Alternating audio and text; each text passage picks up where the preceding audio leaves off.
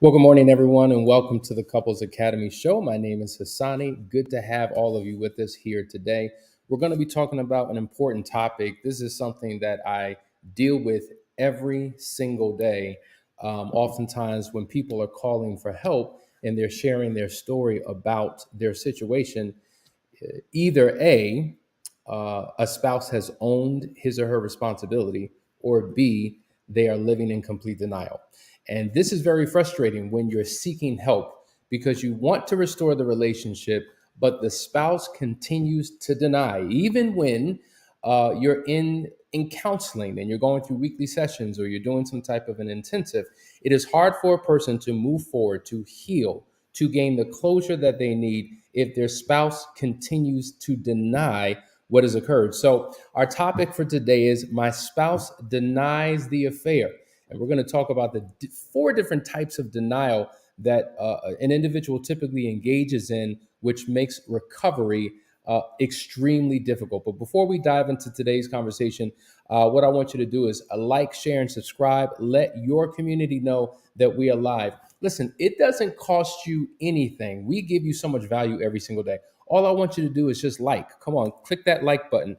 Click that like button because when you do that, you're voting for us. When you do that, it's helping to push the video further out. And so the algorithm, the way Facebook and YouTube and all these platforms work, we get more visibility. So if you like what you're hearing, click that like button, share that button, and so the world can know that we're live. All right. Also, Last Chance Weekend is coming up next weekend. No, actually, it's this weekend. Wow. Time is flying. May 19th through the 21st. So what we want you to do is share that as well. If you have not signed up, if you're vacillating, should I stay? Should I go? Should I do this? Should I not? Is the investment worth making? I want you to know it is a transformational experience that you do not want to miss. All right. So let's talk about today's conversation. My spouse denies the affair. Okay. So I just got a intake form just the other day, and a couple's been married for 5 years now. And for 4 of those 5 years, one spouse had a suspicion that their partner was engaged in all types of activities that he continues to deny. Even with the evidence, even with the records, even with video, even with recorded conversations, when it was presented to him, there was still a denial of the fact. And so it makes a person want to pull their hair out. It makes a person feel like they're in crazy and just insane because it's almost like the Rodney King situation. We all saw Rodney King being beat up by all of these police officers on the side of a highway in LA many years ago. However, they convinced us that our eyes were lying to us, that we were not actually seeing what we were seeing. And so that same posture, that same disposition, that same agenda is used by, unfortunately, unfaithful partners who do not want to take ownership for their deeds and actions. And so, just to give you an understanding of what denial is, just keep it simple. Denial is a defense mechanism that serves to protect the ego from things that the individual cannot cope with. I think that's worth reading again. Denial is a defense mechanism that serves to protect the ego from things that the individual cannot cope with. And so, because it's too painful for me to acknowledge my own faults and flaws and idiosyncrasies, for me to even form my lips to articulate that what I'm doing is sin and a betrayal, I rather deny it altogether because I'm worrying about how I feel in the situation and not how the other person feels. So, when it comes to denial, there are four types of denial that we want to unpack. We're going to take this really slowly so you get a comprehensive understanding. And I want you to think about, as we're doing this, have you operated in denial, or are you in a situation where your spouse continues to deny? So, the first type of denial is what we call the denial of fact. Okay, so the fact is your spouse has cheated. Now, either you have a strong suspicion, and as you're dotting I's and crossing T's and closing loops, it is evident that your spouse has been engaged in an affair, or you have actual evidence because you've waited to bring it up to your spouse because you knew that he or she would typically deny. And interestingly enough, if you don't have facts, if you don't have evidence, people will deny for days, for weeks, for months, for years. Because if you cannot prove it, why would I own it? Because if I own it, the acknowledgement of it may lead to a whole host of problems. So I'd rather take it to the grave. But even when there's evidence, people tend to still deny. And so you'll typically hear things like, it never happened. I don't know what you're talking about. You're crazy. You're so insecure. You're so paranoid. You're wrong. Your allegations are completely not true. If this is the verbiage that you're hearing, even when you have concrete evidence, it is an indication that they're living in complete denial.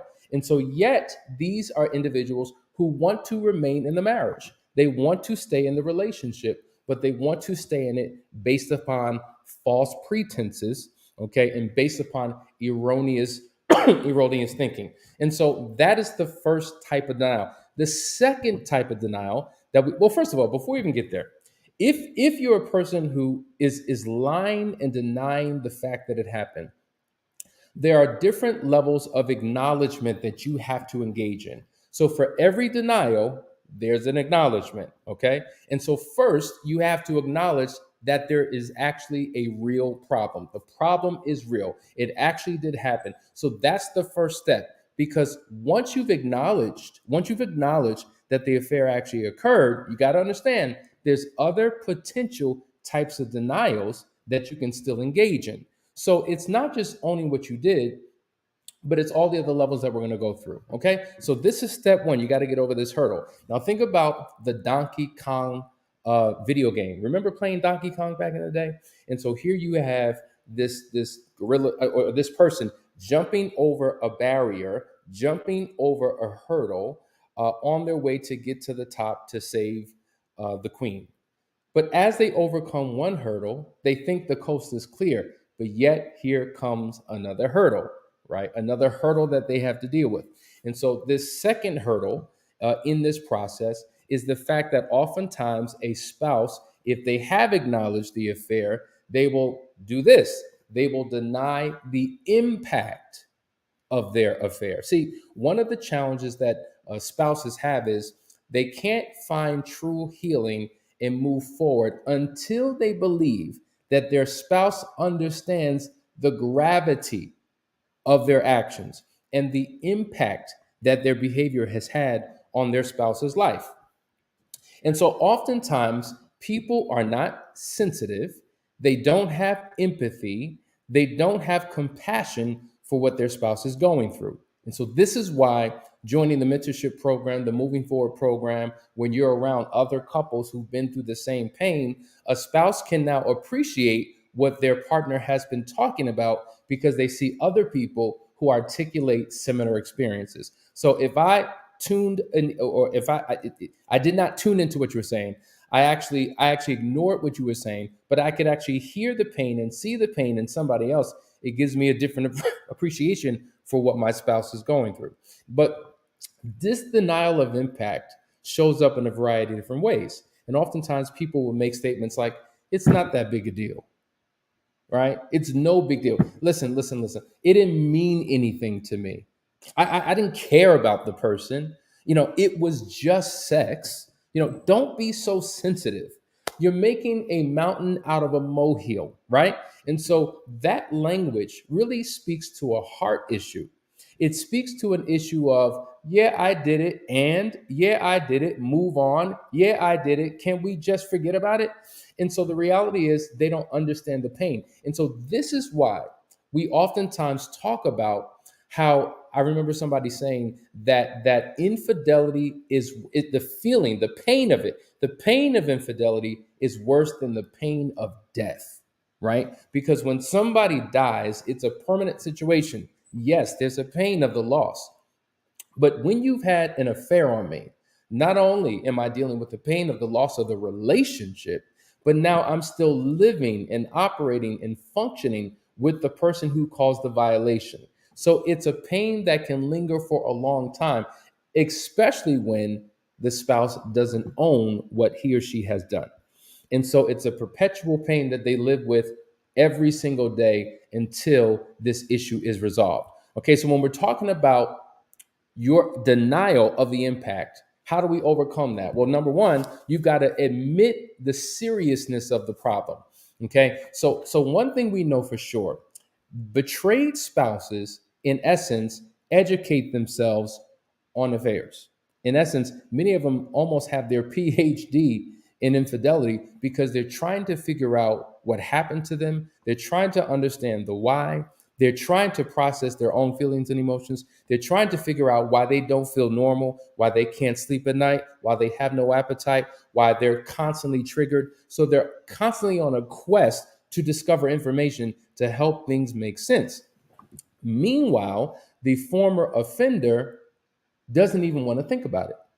They want to consider it an experience that's now a part of their past. And why would I want to revisit the past? I'd rather push it away and run as far away from it as possible.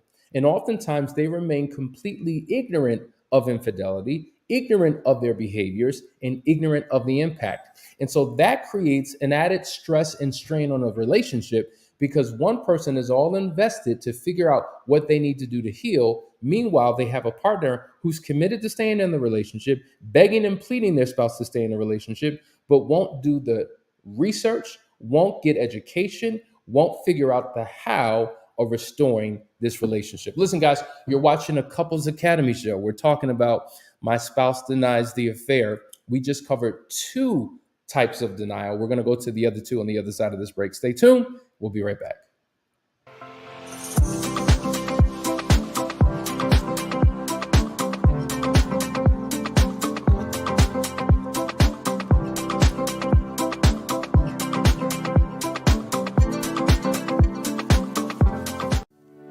Welcome to the Couples Academy app. The Couples Academy app is your go-to hub for how to do marriage right.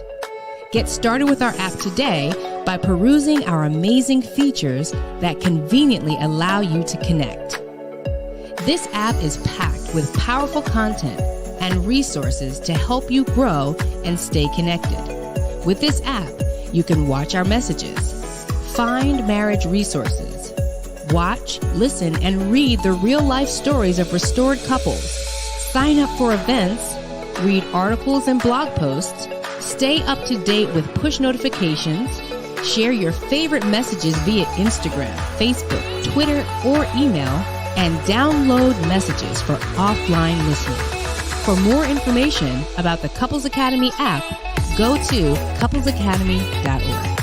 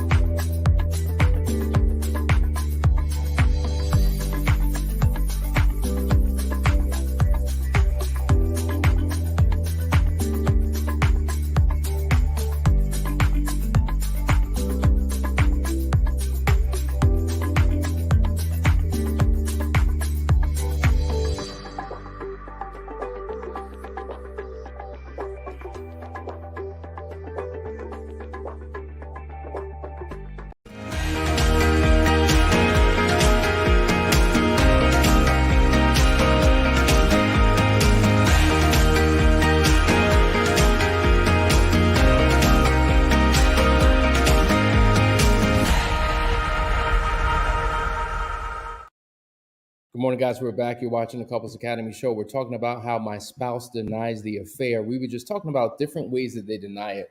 And so I was giving typical verbiage or statements that an unfaithful partner will make that minimizes and diminishes what they've done. And so one of the comments from Tamika says that that kind of verbiage makes the victim feel like they are crazy and making things up in their head. And that's exactly right. Like they will literally convince you you're crazy, you don't know what you're talking about, you're just schizoid, you're so insecure, you're so paranoid. And so in essence, they're making the problem you. You're the problem. You're the problem. And so it can literally feel like you're losing your mind because even though you have the evidence, you're looking for them to acknowledge and to admit what you already know. And so even though I know it, I still don't find closure in the matter because I can't get you to fess up. And so that's an internal struggle that oftentimes the former betrayed spouse has in their personal healing and hopes and believing that what's the point of staying if you want, listen, if you can't acknowledge what you did in the past, if you're still covering for what you did in the past, if you're still minimizing what you've done in the past, how do I know that you won't do the same thing in the present and in the future? So it diminishes one's hope and belief that things can actually turn around. All right, we're going into the third type of denial, and it is the denial of accountability. That's right, the denial of accountability. This is a big one because a lot of times people attempt to avoid responsibility due to extenuating circumstances. Like, you can't expect me to take responsibility for what happened, even if they do acknowledge it. All right. So they've acknowledged it, right? Because maybe you had to strong arm them and they eventually came out and said, fine, I did it. But they don't take accountability for what they've done. And oftentimes they will say, there were extenuating circumstances that contributed to my actions. And so even though they are the one who caused the problem, they're taking on the role of the victim. I am a victim to circumstances. I am a victim to situations that really, it's not me. It's something that caused me to do it. I was stressed out. I was dealing with the pressures of work and didn't know how to handle it. And so the stress of work caused the breakdown. And that's why I did it. We blame it on the alcohol. I was drinking too much, right? Now, I'm just saying, listen, I know that there's a close tie and association between alcohol and sex or alcohol and infidelity. But for many people, it's an excuse. You're using it as an excuse. So now the drug, or in this case, the alcohol, is the reason why you cheated. Come on. Hey, I was in a bad mood, right? I wasn't my normal self. Or you made me cheat. Why? Because you don't give me enough time. You don't give me enough sex. You don't give me enough attention. It's what you said to me or what you did to me, and it drove me away.